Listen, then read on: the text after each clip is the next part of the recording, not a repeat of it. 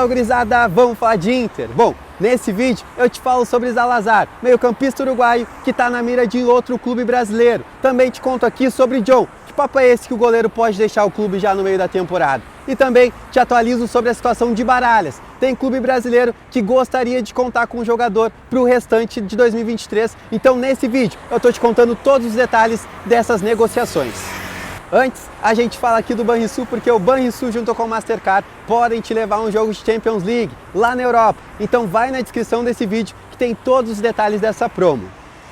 Agora sim, sem enrolação, a gente fala sobre as negociações da SF5 nas negociações do Internacional, porque é importante, né, cara? É uma época que é muito corrida, né? Para quem apura informação, como eu aqui, como outros repórteres de outras emissoras, mas é uma época bacana de a gente dar sempre esse F5, sempre essa atualizada para você sobre o mercadão da bola do Colorado. E aqui a gente começa sobre Zalazar, meio-campista uruguaio de 23 anos, da seleção uruguaia, tá nessa nova safra da seleção celeste e que interessa ao Inter. A gente sabe nos bastidores que o Inter trabalha com o nome do Zalazar e também trabalha com o nome do Lanzini. E aqui eu te falo um pouquinho mais sobre o Zalazar, que está na mira de outro clube brasileiro. Vocês vão lembrar que o staff do jogador chegou a vir ao Brasil porque o jogador, né, o Zalazar, não gostaria de permanecer lá no Schalke por conta do descenso, né? Acabaram indo para a segunda divisão do futebol alemão e o Zalazar não gostaria de jogar a segunda divisão da Bundesliga, então por isso ele queria se transferir, queria respirar novos ares e tinha essa opção de vir para o futebol brasileiro. Com isso, o staff do jogador veio aqui,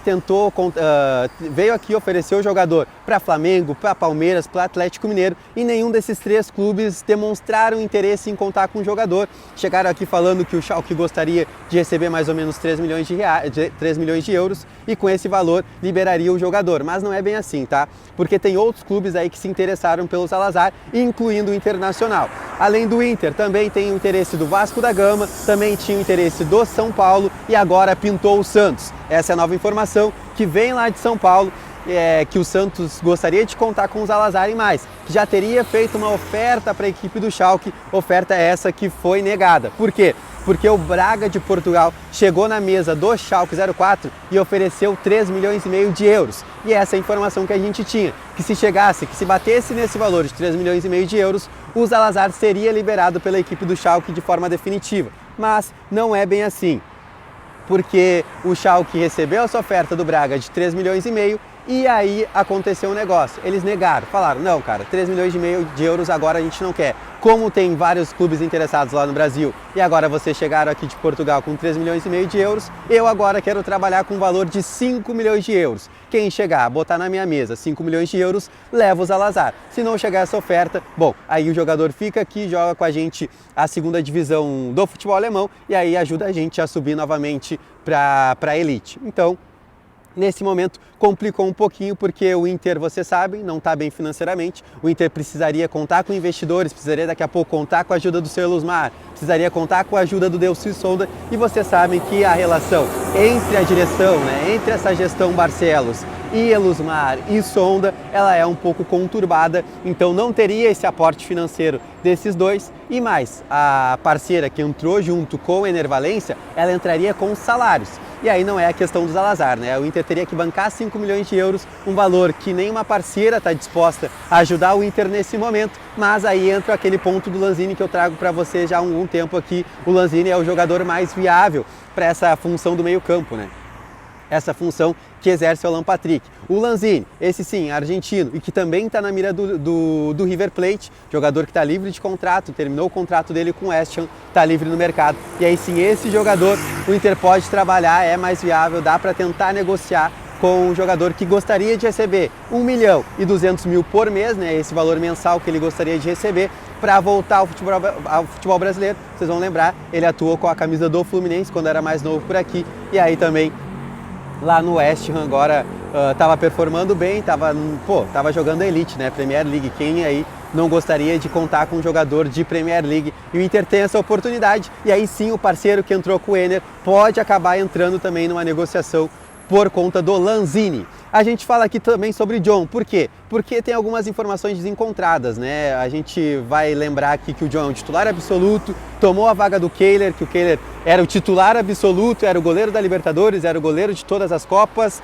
e aí o Kehler acabou indo mal, o Kehler não está numa temporada boa, e hoje virou a segunda opção e mais. Virou a terceira porque está chegando o Rocher, goleiro uruguaio do Nacional, está chegando, o Inter está desembolsando $1 milhão para antecipar a vinda do Rocher, que tinha contrato com o time do Nacional até o final de 2023, mas já se despediu de lá, chorou, vocês devem ter visto nas nossas redes sociais aqui da Rádio Inferno, eu também postei nas minhas redes sociais lá no @Juliano Machado, que o Rocher se despediu e tá vindo para Porto Alegre mais, né? A gente tinha informação que o Rocher chegava hoje, mas acabou sendo uma informação desencontrada, porque o staff avisou que estava chegando hoje, mas pelo jeito não chegou, porque o Inter ainda não anunciou, e daí pediu, cara, tu tá avisando todo mundo aí que tá chegando, mas a gente não anunciou ele. Dá uma segurada por aí, e aí quando a gente anunciar aqui, vocês vão vir para Porto Alegre. Antes disso, não vem, espera a gente anunciar por aqui. Então o Rocher acabou não chegando hoje, mas o Rocher está chegando, né, com a sua experiência de seleção uruguaia, é o capitão do Nacional, disputou a última Copa do Mundo pela seleção do Uruguai,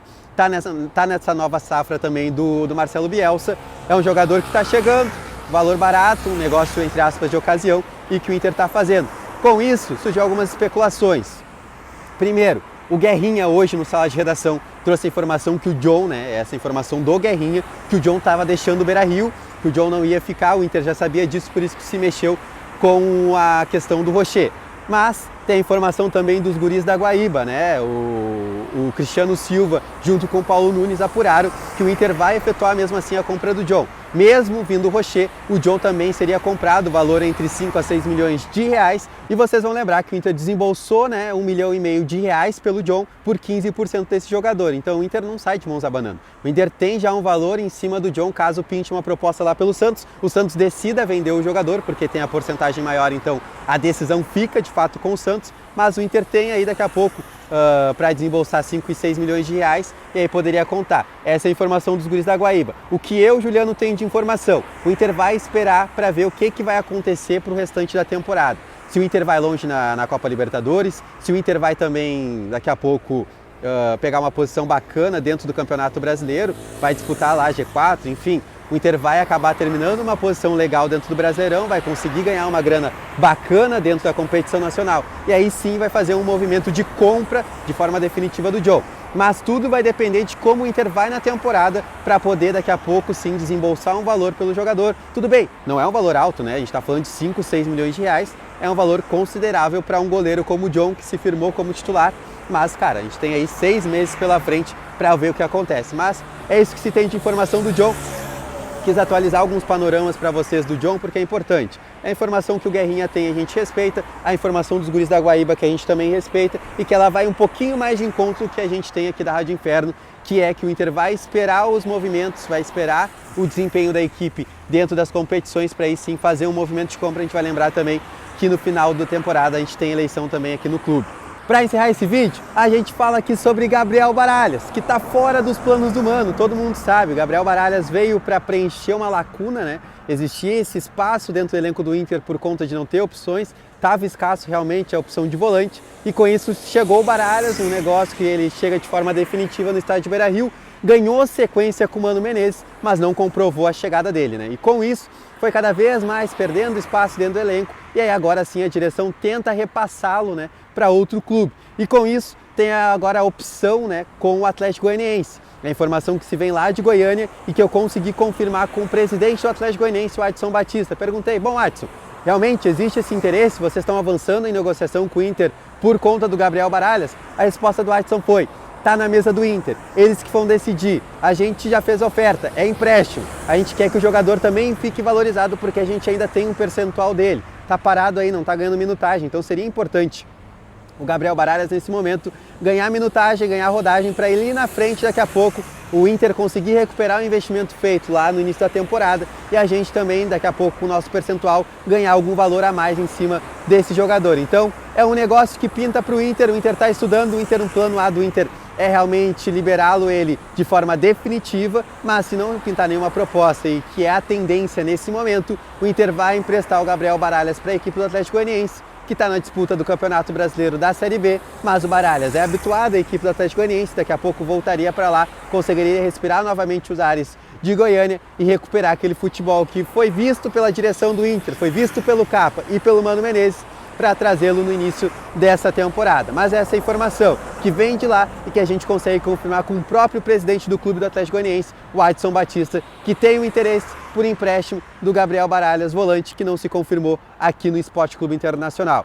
Cara, não esquece, compartilha esse vídeo se tu gostou também. Não esquece de deixar o teu like e se inscrever aqui no canal da Rádio Inferno. E claro, vai na descrição do vídeo que tem tudo sobre a promoção do Banrisul com o Mastercard que te levam a um jogo de Champions League lá na Europa. Aqui é de Colorado para Colorado. Valeu!